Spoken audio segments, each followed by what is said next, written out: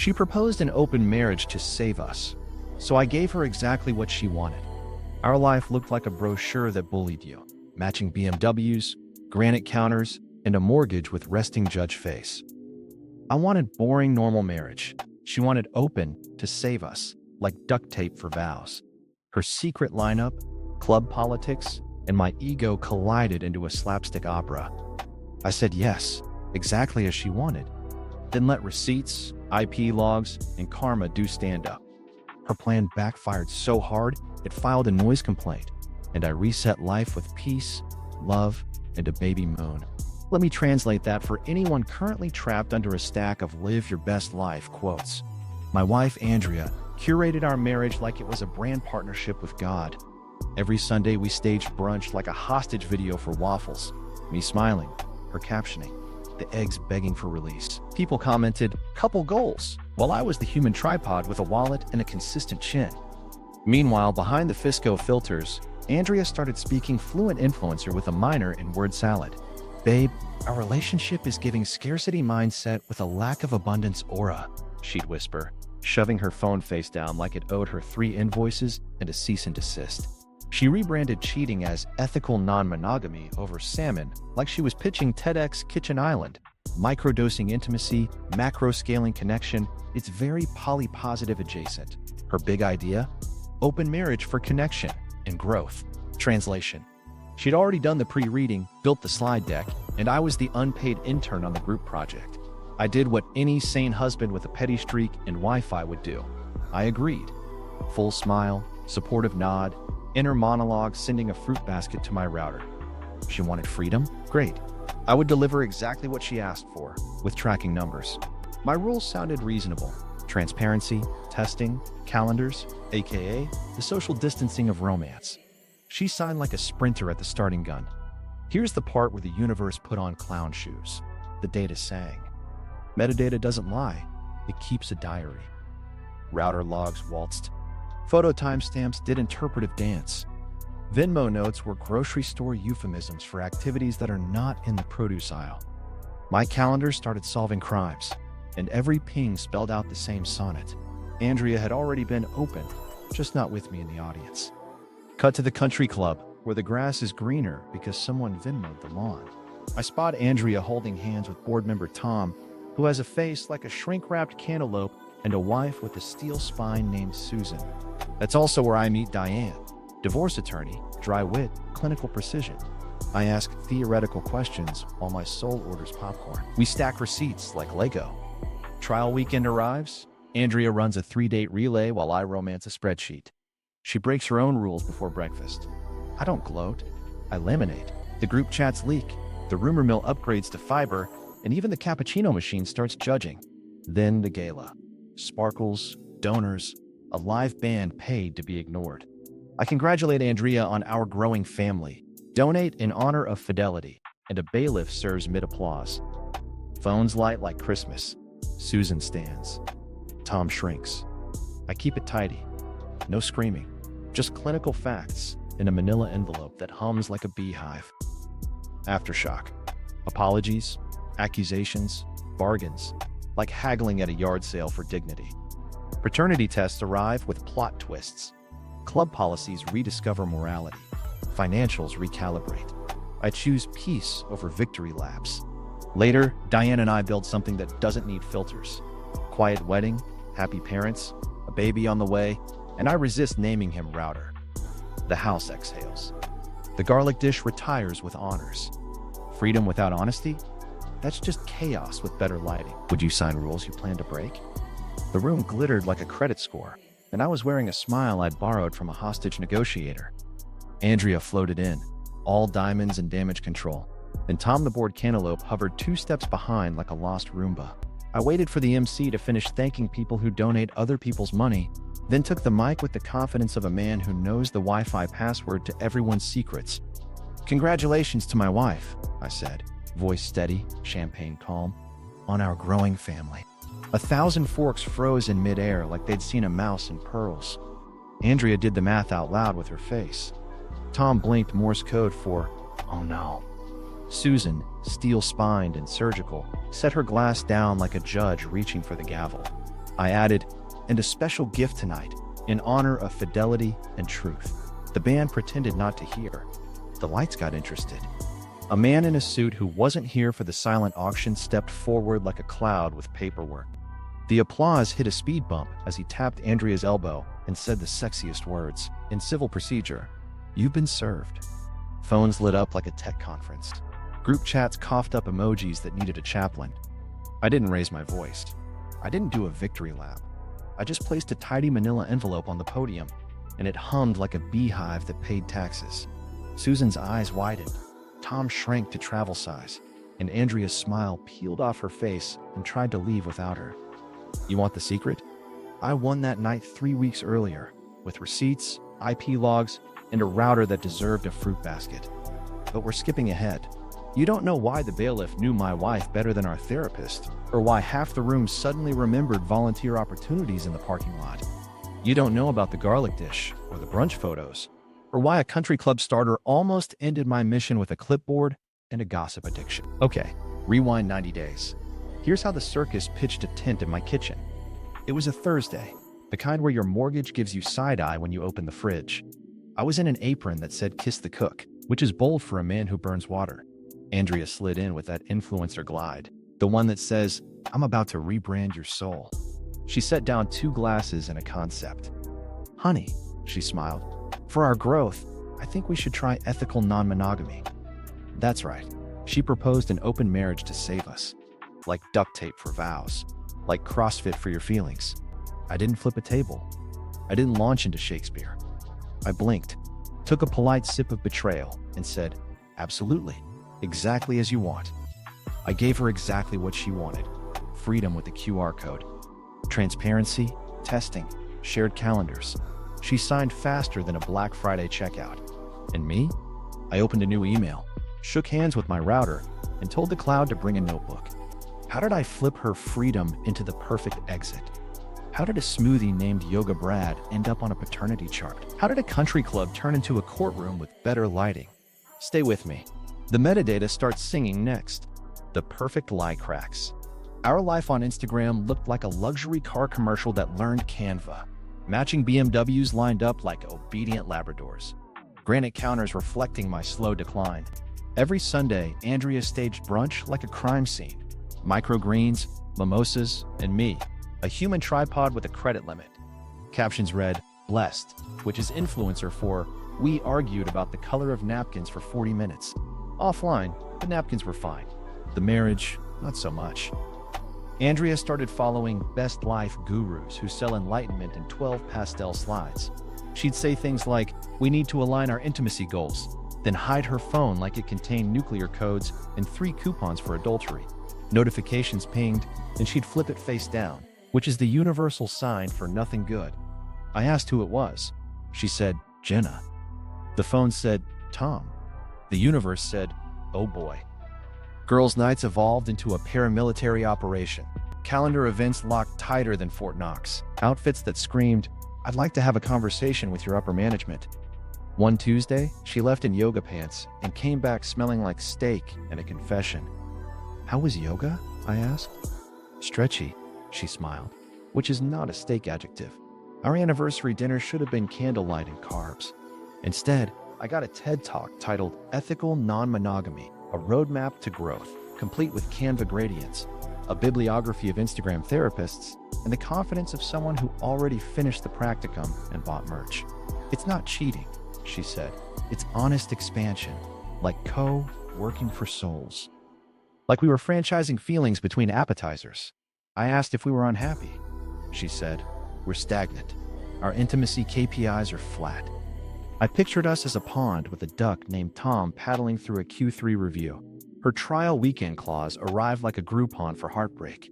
The rules were a choose-your-own adventure where I lost on every page. No emotions, no public embarrassment, no dating anyone from the club, no one in our friend group, no one within 3 zip codes of her radius, no one who might recognize her at brunch, and absolutely no talking about it unless it made her look good. My version. Transparency app, shared calendar, testing like we were auditioning for a hospital commercial. "This feels punitive," she said, signing anyway. Her pen moved like it had places to be.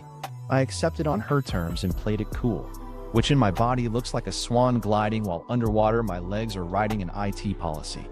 She kissed my cheek like a teacher grading me a C+ and floated away to call Jenna. I opened a new email account so clean it squeaked. I high-fived my router.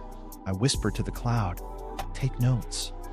I installed the transparency app we both agreed to, then toggled every setting that makes your phone confess its sins.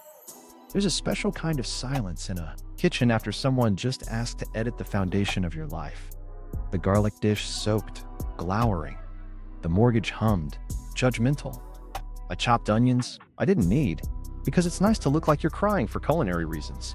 I thought about my parents, the wedding video, the vows we wrote while drunk on Pinterest. I did not think about throwing a plate.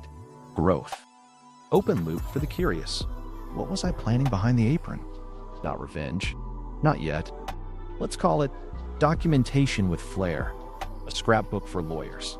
A memory book where the memories have MAC addresses. If she wanted a brand new container for love, fine. I'd measure it to the milliliter. I'd color code it. I'd laminate it so thoroughly our grandchildren could study it in a museum called Don't Do This. As the dishwasher clicked shut, I reached for my phone and typed 3 words that would become my life raft. Open marriage rules. Uncle Google answered like an ant who drinks. Then I typed, best divorce attorney near me. That's how Diane entered my story. First as a search result, then as a voice that could slice marble. But before I called her, I called someone else, myself, in a voice memo. Stay calm, I told me. Play nice. Gather facts. Don't monologue. Yet. And then I smiled.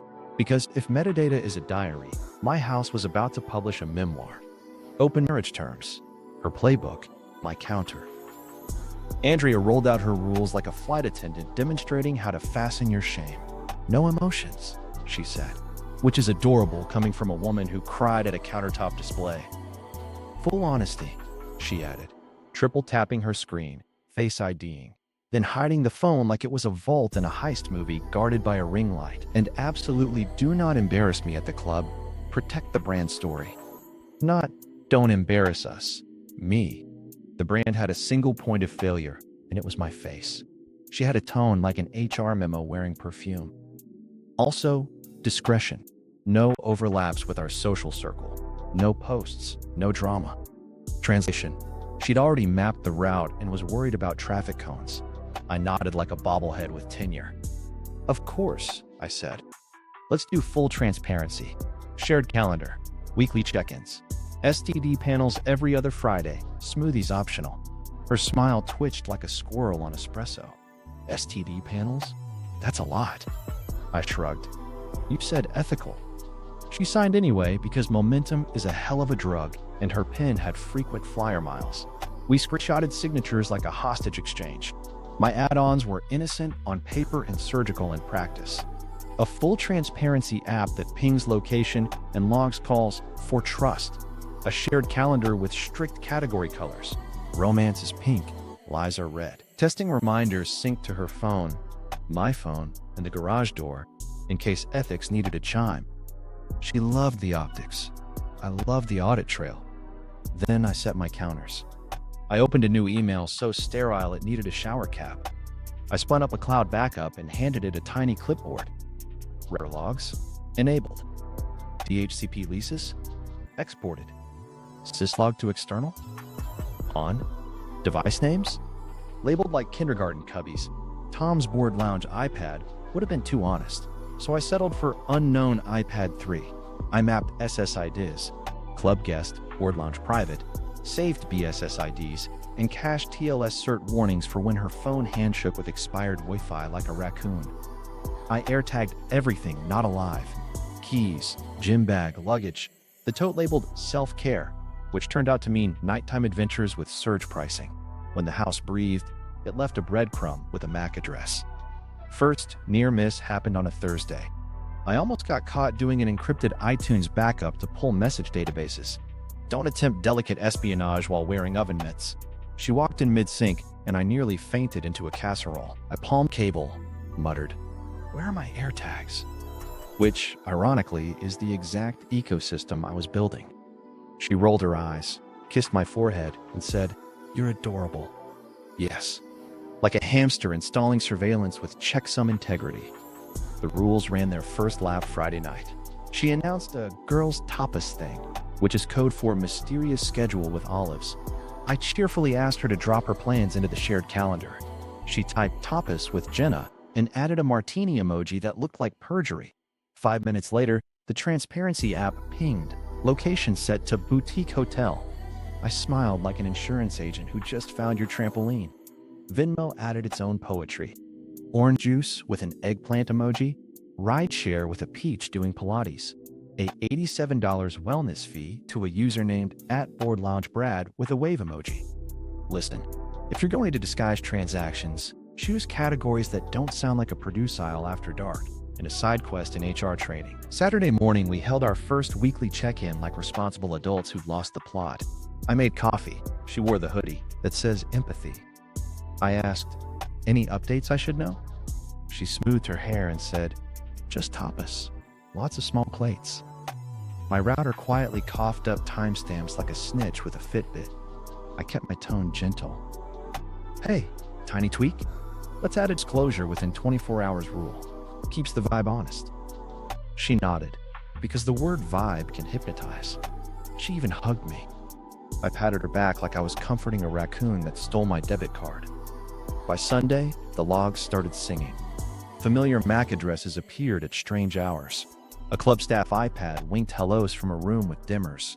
Photo EXIF data whispered, this mirror selfie happened 12 minutes after yoga. The calendar overlapped with a charity rehearsal, and the IP trail greeted a board member named Tom like an old friend. She had her playbook. I had mine. Hers was vibes. Mine was evidence that could testify in a tux. The digital discovery, metadata, doesn't lie. My router is a snitch wearing glasses. Friday at 11:42 p.m., it logged a device called Front Desk iPad 3 hopping onto our guest network like it owned stock. 10 minutes later, Peloton back hall. We don't have a Peloton. We have anxiety and a yoga mat that smells like despair. Cross-reference with the transparency app. Andrew's Dot sits at a boutique hotel that serves water in jars with moral superiority. I whisper, good evening, Your Honor, and take a screenshot that glows like a Christmas confession. Then the EXIF data winks. She posts a mirror selfie captioned, post-yoga glow. Timestamp says 6:18 p.m. The transparency app says 6:30 p.m. Elevator ride to floor 7, 12 minutes to shower, glow, and acquire a key card. Even Jesus needed 3 days.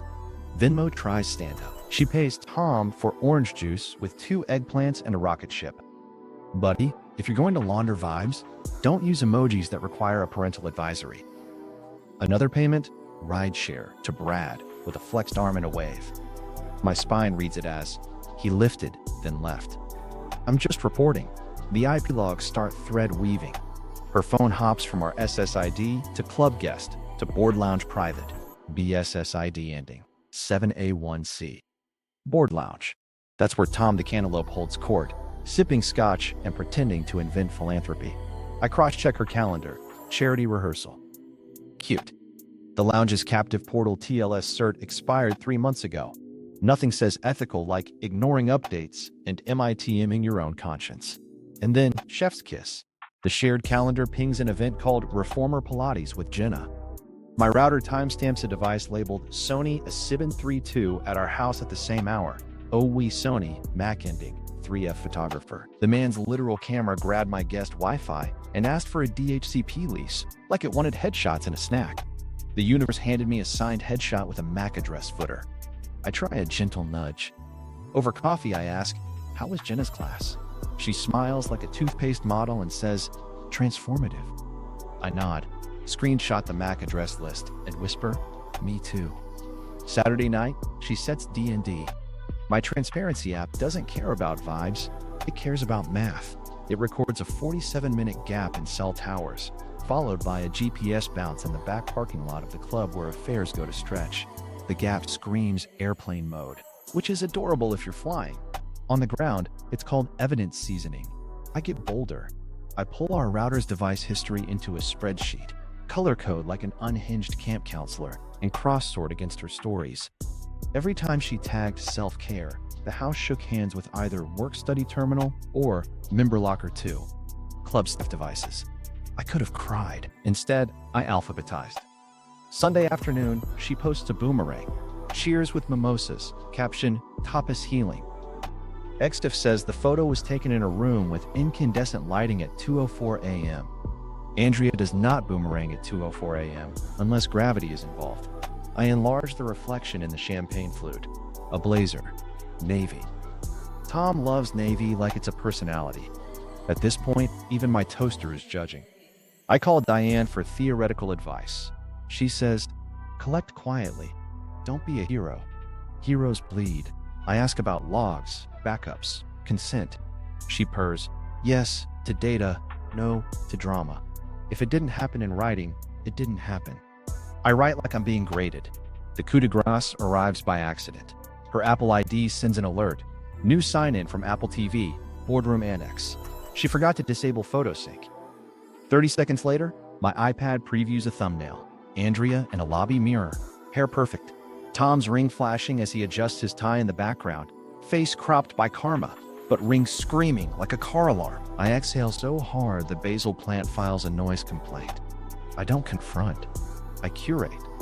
I gather router logs, EXIF pulls, Venmo notes, calendar overlaps, IP handshakes, and a neat little list titled Roster with 3 names: Tom, photographer, whose camera confessed, and Yoga, Brad, who appears whenever sweat emojis bloom.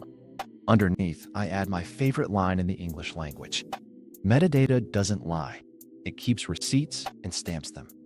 I close the laptop, pet the cat, and say, we're going to Bora Bora, buddy. The country club scandal starter for copy. The country club is where cardio goes to die and gossip does CrossFit. I roll up in my I totally belong here polo and rent the cheapest bucket of balls like I'm about to fix my slice and not my marriage. Ninth hole overlooks the walking path of poor decisions. That's where I spot them.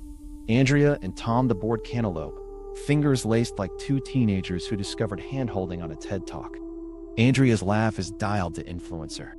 Tom's head shines like a helmet you could see from a satellite. They pause at the little bridge and do the "we're just colleagues" lean that screams, "We are absolutely not just colleagues." My inner narrator whispers, please trip. Not a big fall, just a karma wobble. I line up a shot I have no intention of hitting and watch the reflection on my club head. There it is. Andrea's hand on his forearm, a second too long. Then an over-the-shoulder hug that lives in the zip code of HR training videos. I mutter, nice swing, and whiff the ball so hard I invent a new sport called air golf. From the terrace above the 9th, Susan watches like a falcon with a martini. Steel spine, calm mouth. Her eyes are doing forensic analysis. She's not blinking, she's bookmarking. Our gazes meet. I do the world's smallest nod. She tilts her glass a millimeter. Truce signed, treaty pending. Enter the starter, a man whose clipboard is sentient. He materializes at my elbow and whispers like we're in church. You see what I see? Sir, you sell tea times, not confessionals. I clutch my back and groan. Oof, old injury. Because nothing shuts down golf talk like a lumbar spasm. He backs off, torn between gossip and liability. I retreat to the pro shop, which smells like leather money. That's where I meet Diane. Not meet cute, meet clarity. She's by the counter returning a visor that offended her principals. Tall, composed, eyes like a scalpel. The pro says, Ms. Harrison, your receipt, and my brain files it under. Divorce attorney whose Yelp reviews read like war medals. I open with, hypothetical question, like a man asking a firefighter about candles. She does not smile. Not yet. Hypothetically, I say, if a spouse asked for ethical non-monogamy and then treated the ethics like garnish, Diane raises one eyebrow a fraction, which in lawyer means continue. I give her the PG-13 version, shared calendar, transparency app, metadata choir. She says, collect quietly. No hero moves. Heroes bleed. I nod like I've been benched by the coach I needed since birth. Outside, Andrea texts, tapas again tonight. Don't wait up. Tapas is doing heavy lifting. I forward the message to my evidence folder titled Not Tacos and head to the terrace. Susan is at her table, phone face down, which is code for I already have the screenshots. I slide into the chair across from her like a man ordering an alibi. Afternoon, I say. Lovely day for philanthropy. She doesn't bother with pleasantries. How long? She asks, eyes on the ninth bridge. 90 days of winks, I answer. 2 years of vibes, she counters. We breathe. She sets down her glass like a gavel. I'm not your ally, she says. I'm my outcomes ally. Same, I say. That earns me a ghost of a smile. The kind that says we can do business. I keep it clean. No show and tell, just the scent of receipts. She taps her phone. Gala is in 3 weeks. Everyone will be there. Board, donors, photographers, the band that's too loud. She slides a folded paper across. Guest list with notes. Little arrows connect names like a conspiracy corkboard. Rumor map, she says. Find your timing. I feel my cortex throw confetti. On my way out, the starter tries again. You didn't hear this from me, he whispers, leaning so far his visor squeaks. But Tom's been booking practice rounds after hours. My back flares in the universal dialect of shut up. Sciatica, I wince. He recoils, mutters a prayer to Titleist, and scurries. Back home, Diane returns my hypothetical. If you're serious, she says, we stage discovery. No theatrics. Let her sprint. You build the trail. I ask for a plan. She says, paper, texts, location, shared devices consent, and when the moment comes, clinical, not cruel. I look at the garlic dish and salute. Open loop time. What's Diane's bigger strategy? She's playing chess on a board I thought was a brunch table. I'm just the guy who finally learned the opening move. Keep the receipts and let the country club do the gossiping for free. The trial weekend. She runs, I set traps. The trial weekend kicked off like a festival nobody asked to headline. Andrea kissed my cheek Friday at 5:58 p.m., whispering, "Tapas with Jenna, I'll be late," which is Spanish for I packed heels and a decoy alibi. She rolled out with a rolling suitcase the size of commitment issues. I waved like a supportive husband and then romantically lit my spreadsheet. My date night, pizza, a lukewarm IPA, and a laptop that purrs when evidence loads. I opened my Not Tacos folder, started an encrypted screen record, and queued up public info polls like a suburban spy thriller. Meanwhile, her transparency app pinged boutique hotel so hard the map developed blush. Router dashboard showed a fresh DHCP lease to front desk iPad 3 on my guest network via WPS, which I never turned on, thanks manufacturer, and my syslog caught a WPA2 handshake from a device with OUI registered to Sony. At 6:41 p.m., she broke Rule 1, disclose within 24 hours. It had been 43 minutes and 0 tapas disclosures unless the hotel lobby had rebranded as Spain. I screenshotted with the care of a wedding photographer. At 7:12 p.m., Rule 2 snapped, no emotion entanglements. A text to Tom Reed, missed you this week. I love a cocktail emoji acting like a therapist. By 8:03 p.m., Rule 3 face-planted, no club overlaps. Her dot slid from the boutique to the side entrance of the country club, right where the back door keeps secrets. The staff iPad hopped on our guest network 2 minutes later. DHCP lease 192.168.1.47, host name front desk iPad 3. Max starting with DC 52 to 85. Impressive for something that should be chained to a podium in another zip code. My phone buzzed. Andrea, no drama this weekend, okay? I replied, of course. Radical serenity. She sent a heart. I sent a thumbs up. That meant I just added another tab to her scrapbook. Meanwhile, my own calendar politely asked if I wanted to go out. I told it our love is efficient. I queued FOIA-lite searches, verified Tom's charity schedule, and ran public court records on Brad from the yoga studio. Fun fact, Yoga Brad is named Bradley, but the county clerk calls him Bradley with a jet ski. At 9:26 p.m., Andrea sent me a photo of a tapas plate like peace talks with olives. EXIF timestamp, 10:02 p.m. in a suite with incandescent lighting and a TV reflecting a blazer. My spreadsheet sighed. I added a column called Olive Lies because naming things calms me down. Midnight, she toggled airplane mode for self-care. My transparency app, unfazed, recorded a jump to the hotel's 7th floor and a dwell time that says cardio. I logged it, ate cold pizza, and whispered, ethics. Saturday morning, I brewed coffee like testimony. She texted, spa day, at 9:01 a.m. At 9:06, the router welcomed Sony A7932 again. New DHCP lease, same Mac, different host name because he toggled airplane mode like a ninja. The photographer's camera loves our Wi-Fi like it's on retainer. I labeled him Tripod with Feelings. At 11:22, Venmo chimed OJ to Tom, eggplant choir included. She adored the produce aisle. I added a note. Emoji laundering is still laundering. Noon check-in. Per our rules, we did friendly transparency. I asked, any updates I should know?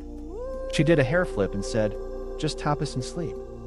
I said cute, and quietly attached location logs like tiny judge gavels. Saturday afternoon, she added yoga with Brad to the shared calendar, a block from a hotel with mood lighting. EXIF on the selfie she posted at the studio showed tungsten lighting, not daylight, and a TV reflection of ESPN. Namaste, Marriott. She also added a meditation emoji. I added a paternity emoji in my mind and went back to my spreadsheet. By sunset, she'd completed the trifecta. Tom, photographer, who keeps logging in like a landlord, and Yoga Brad, who is allergic to shirts. She texted, love you, don't wait up. I replied, sleep well. The router wrote a haiku about betrayal and hotel ice machines. Sunday dawned with Andrea posting a boomerang. Clink, glow. Caption, we're doing the work. The EXIF laughed. My pizza box agreed. She rolled home at noon looking like a vacation brochure, dropped a kiss on my hair, and said, how was your weekend? I said, productive, which is dad code for I laminated your chaos. She broke 3 rules by breakfast. I didn't gloat. I archived. Diane texted, now we start chess. I texted back a single pawn. She replied with a queen. My router purred. The garlic dish, still soaking, looked proud. The social proof flip. Friends, group chats, receipts. Couple friends went neutral the way Switzerland does when they're secretly selling chocolate-covered missiles. Everyone suddenly loved boundaries and staying out of it, until I started sanding those boundaries with screenshots. Not blasting, just strategic indoor plumbing. A gentle leak. I picked the right people. Matt, who treats receipts like baseball cards. Priya, who runs on ethics and oat milk. I slid them proof that didn't need narration. The calendar overlap, the EXIF pop, the OJ with thirst emojis. I wrote one sentence. I'm fine. Working it. Matt replied with 27 popcorn gifs. Priya sent, I'm here. Do you need a couch or holy water? The group chat we share with 2 other couples had been quiet since Andrea soft-launched ethical non-monogamy, like a seasonal latte. Then a message dropped from Andrea's bestie, Claire. So proud of Andrea for choosing herself. The chat asked nothing, because cowardice has read receipts. I dropped a single image, the transparency map with boutique hotel blinking like Rudolph. Then I typed, her choice, my consequences. I'm choosing documentation. Dead silence. Then our friend Leo finally squeaked, bro. That was the whole message. Pulitzer stuff. Claire tried to pivot. Love is complicated. I replied, math isn't, and added the Venmo eggplant choir. The vibe shifted like a DJ hit the wrong button. 2 people left the chat so fast their avatars smoked. Meanwhile, Andrea was soft launching me as the insecure husband who couldn't expand. She posted a story with a quote about cages and wings, which is adorable if you're a parakeet. I didn't clap back. I posted a photo of my pizza and a spreadsheet, captioned, expanding columns. The comments became a Rorschach test. People who knew sent me knife and heart emojis like a cooking show for revenge. Breathing room. I tried my own single attempts. Spoiler, I'm a dad in training with an early bedtime and the flirting style of a parking meter. I registered for an app. My profile looked like a tax form. First match asked my love language. I said, multi-part PDF. Second match said, what's your star sign? I said, router. I took myself off the market for the public good. Backstage, the competitive tension rose. Who tells the club first, me or Scandal with a jetpack? The rumor mill started coughing. A bartender DM'd me. You didn't hear this from me, which means I absolutely did, but Tom's bar tab is carbonated adultery. I thanked them with an emoji that looked like a restraining order. I kept my cadence. Drip, don't dump. I seeded neutral, reliable folks with time-stamped facts. I never asked them to choose sides. I invited them to choose math. People love math when drama is exhausting. Then the moment, Susan, we've been passing each other like submarines, pinging. She texted, coffee. We met at the club cafe where the staff pours gossip with foam art. She placed a folder between us, neat as origami. Inside, the Gala guest list annotated like a war map. Arrows, circles, names with "don't tell first" notes. She murmured, "You want your reveal to hit the right ears in the right order. We are not messy, we are precise." I slid her my condensed packet. The map, the logs, the mirror ring, no commentary. She scanned, jaw steady, eyes moving like a scanner app. When she hit the Apple TV alert, her nostrils did a tiny flare that read as yikes in Morse. She closed the folder. "I don't need to be your friend," she said evenly. "I need to be done." I nodded. "Same." She slid me a rumor map addendum, handwritten. Who whispers to whom? Who lives to broadcast? Who secretly records? A bingo card of human microphones. We didn't toast. We didn't scheme aloud. We acknowledged wind direction. When we stood, we had a choreography. She would hand me the Gala's pressure points. I would keep it clinical. No fireworks, no blood, just gravity doing its job. That afternoon, the group chat pinged again. Andrea's soft launch escalated to, "He's controlling." I replied with a single screenshot. Her signature under disclosure within 24 hours. Then I typed, "I'm not controlling you. I'm controlling my exit." Claire left the chat. Leo sent bro again, but longer. Matt pasted a calendar invite. Popcorn, Friday, 7 p.m. Susan and I had our map. Diane had the law. My router had the choir. The club had the megaphone. The only thing left was timing and a microphone that would not shake in my hand. The legal nuke prep, strategy with Diane. Diane's office smelled like paper revenge and lemon. No diplomas on the wall, just a single plant that looked like it could cross-examine you. She motioned to the chair. I sat like a defendant who brought a charcuterie board. "Start with facts," she said. "No adjectives." I opened my binder, tabs so crisp they whistled. Router logs, EXIF polls, calendar overlaps. Venmo produced theater. Diane scanned, expression flat. The legal version of a heartbeat monitor. "Objective," she said, tapping the table. "We are not staging catharsis. We are staging compliance. We win with boring." I nodded so hard my neck filed a complaint. She laid out the plan like she'd done this before on a yacht. 1. Post-nup breaches. You have signatures, rules, timestamps. 2. Community property leverage. We identify marital funds used to subsidize top ass with benefits. 3. Reputational guardrails.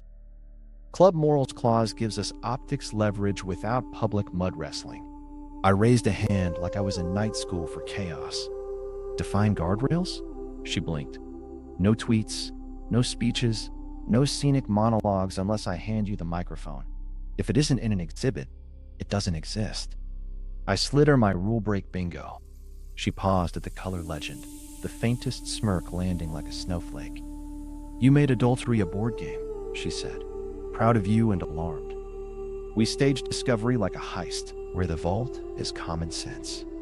"Texts," she said, "captured with headers and date stamps. Location data, exported and notarized if we can. Shared devices policy, document her consent again." She dictated a list. I typed so fast my keyboard turned into an air fryer. "Next," she continued, "financial bleed. We freeze joint cards, open a solo account, and set a fraud alert gentle as a church bell. Not punitive, protective. Your tone with her.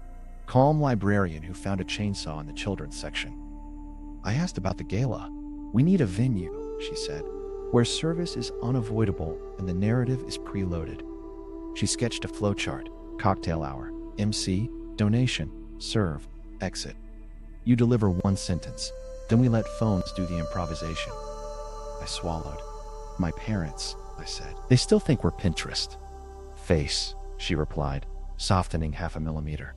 "We preserve it. You tell them first, privately, with dignity. We're separating. I wish her well. No spicy notes." She handed me a homework list. Confirm chain of custody on every digital asset. Screenshots alone are cosplay. We export originals, keep devices in airplane mode, and back up to a drive that has never seen TikTok. I confessed my binder almost got caught. She called it a budget planner, I said. Diane nodded. Then let's make it one. Insert a page with grocery coupons. If she peeks again, she gets produce and boredom. We rehearsed my lines like a hostage movie, but with better lighting. At the gala, she said, you congratulate without accusation. You donate to values without pointing fingers. The bailiff serves. You don't look at Tom. You don't look at Susan. You look at the MC, thank the room, and leave. Clinical. What about Andrea's inevitable tornado? I asked. She'll cycle, Diane said. Begging, blaming, bargaining. Your script is one sentence. Please speak to my attorney. Then you feed the pets. Judges love pets. I cleared my throat. I don't actually want to destroy her, I said, surprising myself. I want out with dignity. I'd like to keep the house. She can have the lease and the brunch throne. Perfect, she said. We're not here to salt the earth. We're here to draw a boundary and permanent marker. We addressed the club angle. Morals clause, she said. Not a legal cudgel, a social one. If they suspend her committee role, that's gravity, not you. We don't request it. We simply stop holding up the ceiling. She closed the binder, plant watching like a paralegal. Last rule, she said. You don't get high on your own righteousness. Boring men win. Be oatmeal. Oatmeal, I echoed. Steel cut, she added. I left with a checklist, a neutral face, and a manila envelope that hummed like judgment in a cardigan. Outside, my phone buzzed. Andrea. Gala theme, Stardust. I texted back, copy. Diane texted, we're green. My router purred. The garlic dish blinked good luck. The dark side reveal, health, money, and loyalty. The first crack in the vibe came from a lab coat. Andrea's doctor visit was supposed to be about hormones, which, sure, mine are rage and coffee. Then an email lands in our shared inbox from the clinic with a subject line that sounds like a nightclub. Comprehensive STD panel results available. I'm stirring pasta like it insulted my lineage, and my laptop pings with a PDF named after both of us because she reused the intake email like a coupon. I click. I read. I blink in 3 languages. There it is. Positive for something that requires a pamphlet and a stern nurse. Not apocalypse, but not tapas. My stomach does parkour. I text, we need to talk. She replies, in a meeting. I forward the PDF with the subject, your meeting is contagious. She comes home in a storm that blames the weather. Why did you open my medical email? Because it came to our shared inbox, Andrea, like a chain letter from reality. She pivots faster than a startup. This is your fault. Stress lowers immunity. Ah, yes. The well-known stress-transmitted disease. I don't yell. I point to the signatures under testing required before contact. She scans, then launches a Hail Mary. This is why we needed openness, to be honest about needs. Honesty would have been telling me before you turned our marriage into a health class video. I make appointments, for both of us. I drive. I hold the door. I let the nurse swab dignity. I pick up meds. I label them with washi tape, because if we're going to heal, we're doing it cute. While we're applying ointment to humility, money decides to join the conga line. My phone buzzes with fraud alerts. The joint card pings for subscription wellness apps that apparently deliver enlightenment every month for $39.99, and a man named Brad in a tank top. Cash withdrawals start waltzing in 3s. A secret credit card appears like a magician pulling a rabbit from my credit score. I log into our accounts with the calm of a librarian. There's a Bloom account I didn't know we were blooming. There's a self-care subscription that charges extra for premium streams. If it's not a river, Andrea, cancel it. I freeze credit, set fraud alerts, forward statements to Diane with the subject line, tapas ain't free. Saturday morning, she tries to brunch her way through it at a place with $19 toast and a wait list that needs a congressional hearing. Tap. Decline. Tap harder. Declined. The server leans in with the sympathy of a debt collector. Would you like to try another? She deploys card 2 with a flourish. Declined so loud the square reader said, girl. Manager materializes wearing a lanyard and disappointment. We can split the check? He offers. like a hostage negotiator. Andrea, eyes wide, texts me from the table like a captive at a croissant factory. Did you freeze the card? I reply, we're moving to protective budgeting. She responds, you're punishing me.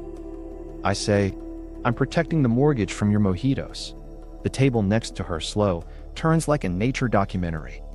She signs a paper receipt like it's a police report and leaves a cash tip that contains all her remaining dignity and 3 singles. The mood in the house shifts from curated to clinical. She paces. She accuses. You're vindictive. No, I'm elastic. You tugged. I snapped back. I feed the pets because loyalty in this home has names and whiskers. Then the loyalty test no one asked for. A late-night text thread surfaces like a submarine. Andrea's phone blinks on the counter. A message preview from Yoga Brad says, if it's mine, I'll step up. Mine, a word that evacuates air from lungs. Another ping, could be Tom's. My soul calls IT and asks to be unplugged and plugged back in. I stare at the ceiling, the drywall suddenly heavy with choices. She finds me on the couch, blue lit by shock.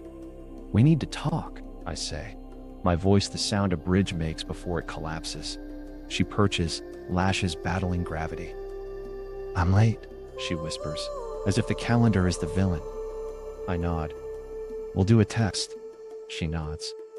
For once, there's no influencer speak, just 2 people in a room, counting math they didn't plan. The next day, drugstore checkout beeps like a heart monitor. Back home, plastic wand, timer, silence that makes the cat leave.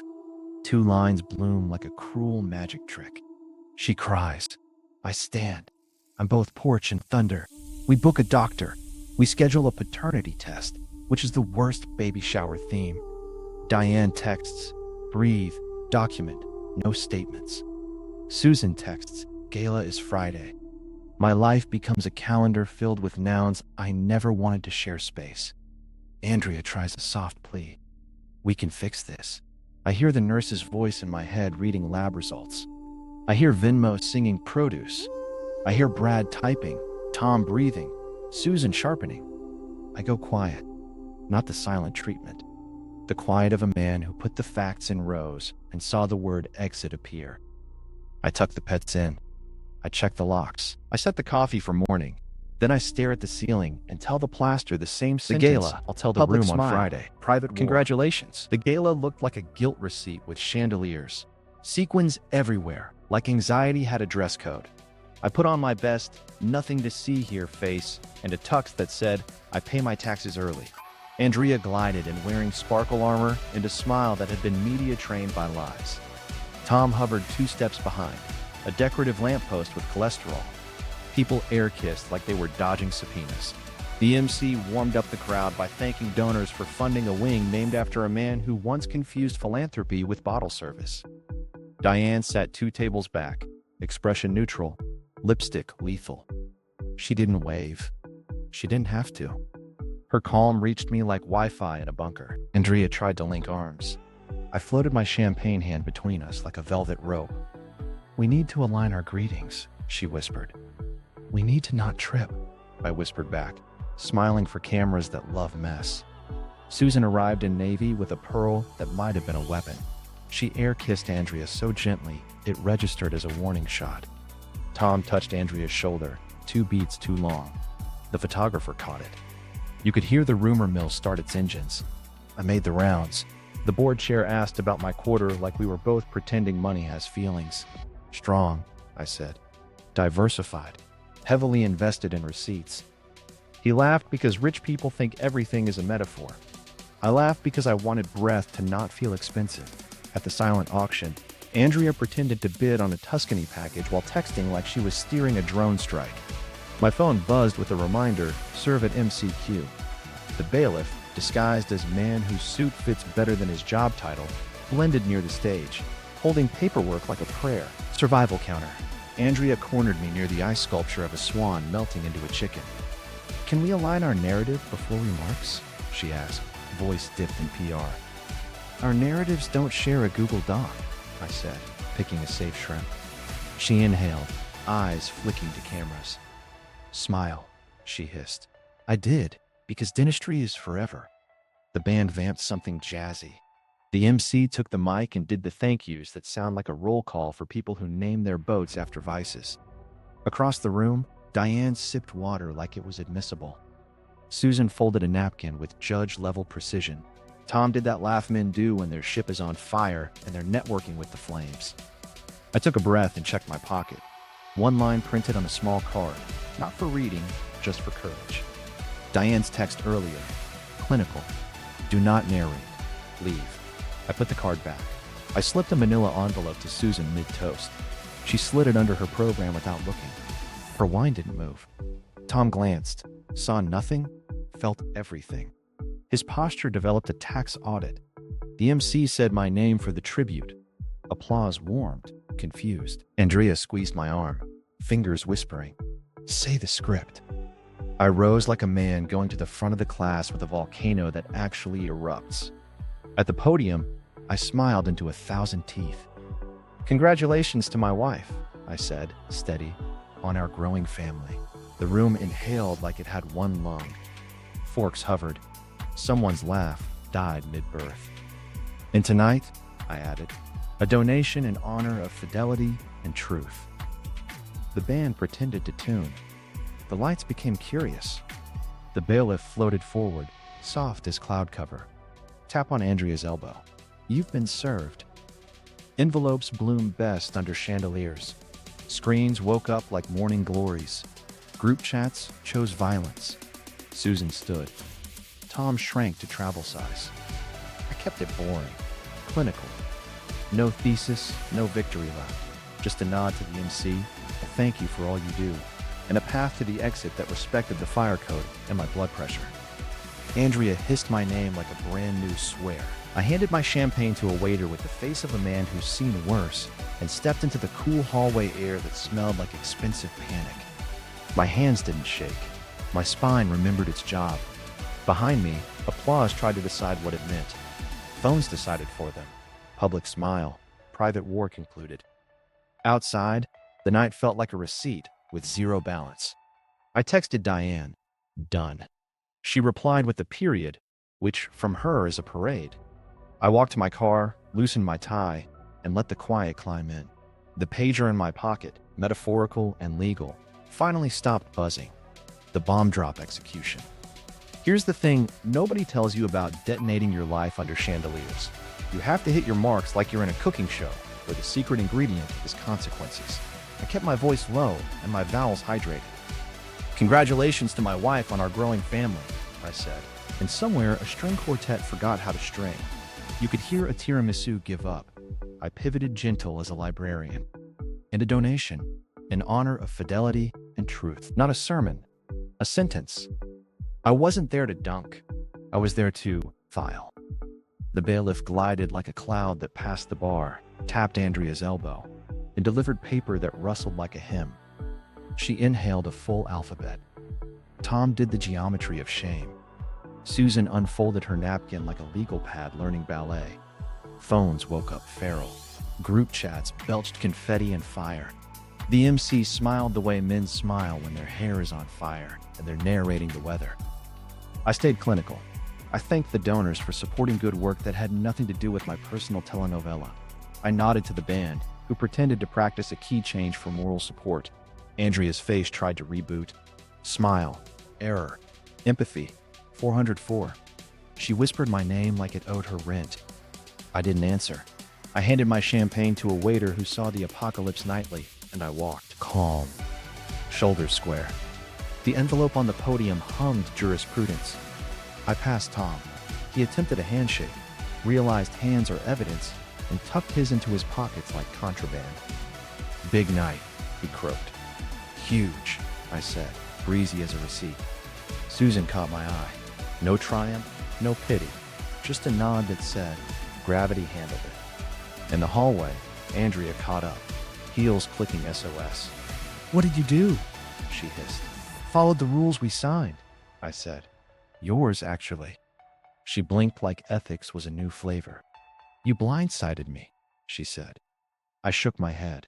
"You were standing in broad daylight. You just didn't like the sun."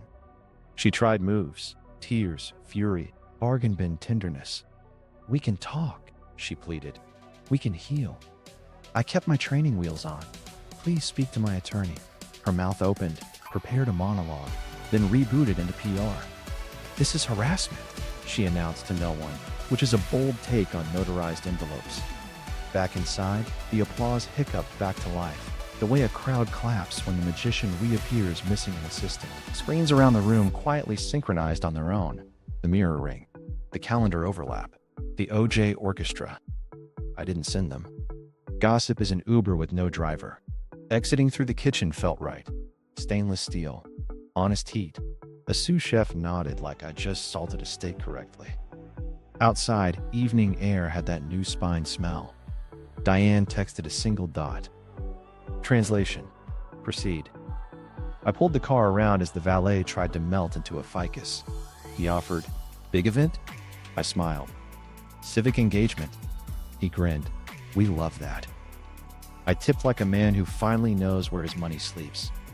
Driving home, I let the steering wheel do the therapy. Radio off. Mind quiet. The plan had been precise. One sentence, one serve, one exit. No confetti cannons. No TED Talk on betrayal. Just a clean cut you can stitch. At a red light, my phone chirped. Group chat, the one that went Switzerland. Matt, holy, popcorn achieved. Priya, proud of your clinical king era.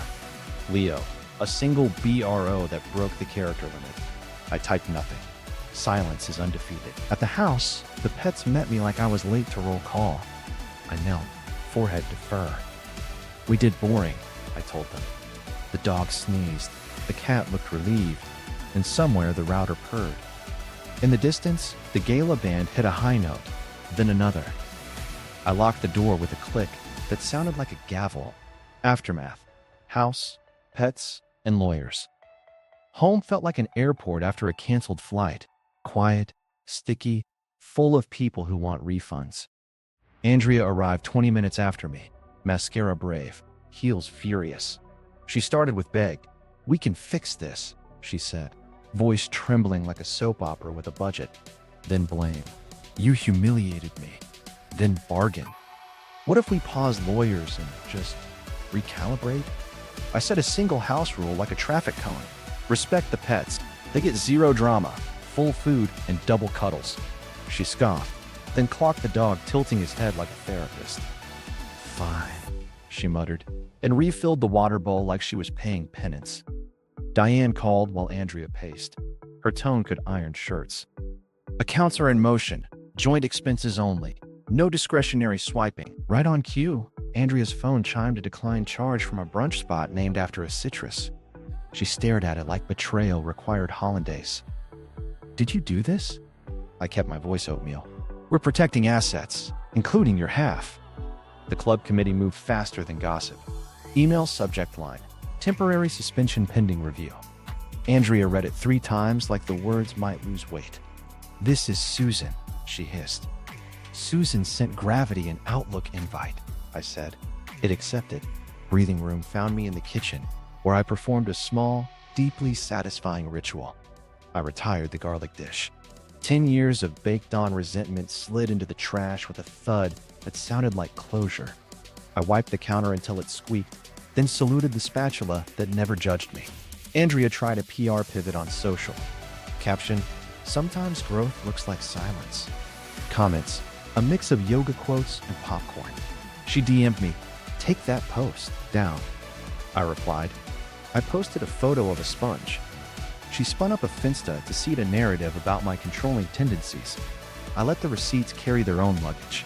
Hashtags can't outbench notarized PDFs. Survival counter. She threatened a fake story to the club forum. Something about me attacking her feminine sovereignty, which sounds like a lotion. Before she could hit post, Susan slid into the thread with a screenshot of the morals clause and an eyebrow you could hear. Thread closed. Sovereignty revoked.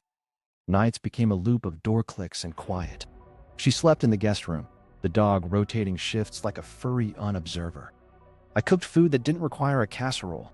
We spoke like coworkers who once dated and now share a stapler named Diane. The paternity clock ticked like a metronome set to awkward. Appointments confirmed. Swabs scheduled. Diane handled the chain of custody like it was made of crystal. Do not discuss outcomes, she texted. Let paper talk. I taped that to the fridge like a kindergarten masterpiece. Work called because the universe thrives on juggling. My boss asked if I could still present at QBR. Of course, I said, because nothing says stability like graphs with arrows going up while your life does interpretive dance. I wore my clinical voice to the office and saved my jokes for the cat, who laughed internally. Andrea cycled back to beg. We were good once, she said, standing in the doorway like a ghost auditioning. I nodded. We were, and now we're going to be decent. She blinked. That's so small. Small is peaceful, I said, refilling the pet's bowls like a mantra. Diane's filings landed like snow. Quiet, accumulating, inevitable.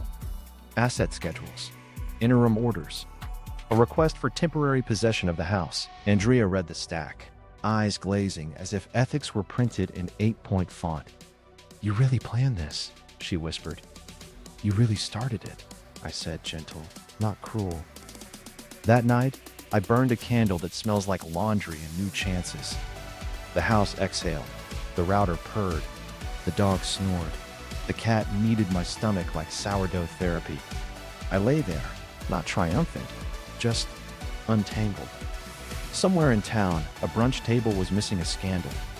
Here, the only headline was simple. We feed the pets on time. Paternity, bans, and consequences. Paternity test day felt like jury duty for DNA. Beige room. Plastic chairs that squeak your secrets. A nurse who's seen every season of bad decisions. Andrea sat with her tote clutched like it could lawyer up. I signed forms in handwriting that said, I hydrate and follow instructions.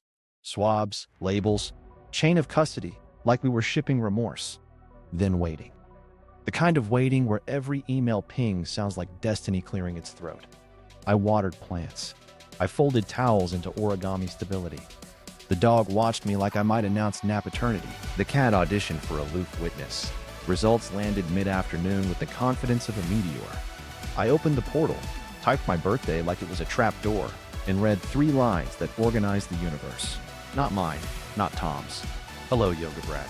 The letters were so calm, I wanted to sue them for tone. Andrea read over my shoulder, hand to mouth, like subtitles could change endings. Silence did that long stretch where it tries to become a bridge. She whispered, okay. The way people say okay when they mean please rewind time. I nodded, because there's only forward. We texted Diane one word, received. She called, brisk. Clinical still wins. No gloating. We amend filings. You offer a dignified exit, not a flamethrower. Meanwhile, the club executed its version of natural selection. Tom got a formal letter that sounded like a velvet shove. Membership revoked pending review of behavior inconsistent with brand values, which is club speak for stop being a headline. Andrea's committee privileges evaporated like spilled Prosecco. 3 dating apps handed her the digital equivalent of a folded chair. Account violations, policy breach, please stop uploading vibes that break community guidelines. One hot tub posted a sign that might as well have used her first name. I didn't dance on graves. I vacuumed. I took out recycling with the solemnity of a monk. When people texted, holy hell, I replied with thumbs up oatmeal. Priya asked how I felt. Like a spreadsheet after you delete the bad columns, I said. Clean, not triumphant. The settlement talks moved from spicy to spreadsheet. She took the luxury lease with the balcony that photographs well. I kept the house and the BMW that doesn't need validation. We split the art. I took the pieces not captioned growth. She took the mirror that lies. Diane negotiated a number that felt like math, not revenge. I told Andrea, I don't want a victory lap. She stared at the floorboards that eavesdropped on our decade. You already won, she said. No, I replied. I stopped losing. She didn't argue. She just nodded like weather. Nights found a different rhythm. I slept without composing cross-examinations in my head. I woke without scanning Venmo for produced crimes. I took the car for drives with no destination, just quiet roads that accept apologies you never say out loud. And then, the text that wasn't a legal document. Diane, coffee? followed by a smiley that wasn't trying too hard. We met at a shop that filed its pastries alphabetically. We didn't talk about cases. We traded deadpan as a love language. She said, "You followed instructions." I said, "I'm very coachable." She smirked, almost a smile. The plant in her office would have approved. On the way home, I caught my reflection at a stoplight. Same face, fewer knots. The house waited, soft-spoken. The dog wagged like forgiveness. The cat accepted payment and treats. I stood in the doorway and exhaled a decade. Peace isn't fireworks. It's the absence of a siren you got used to. I set the coffee for the morning, tucked the folder of outcomes on a high shelf, and whispered to the room, "We're done counting. Now we live." Reset. From chaos to actual joy. Dating after divorce felt like updating firmware on a toaster. Necessary, a little scary, and you hope it still makes good breakfast. I wrote a profile that said, "I like coffee, boundaries, and devices that tell the truth." My photos were me, a dog, a cat, and a router. Family portrait, but with fewer arguments. First date asked my attachment style. I said, "2-factor." She laughed, then ghosted like a Wi-Fi dead zone. Growth. I moved slow on purpose.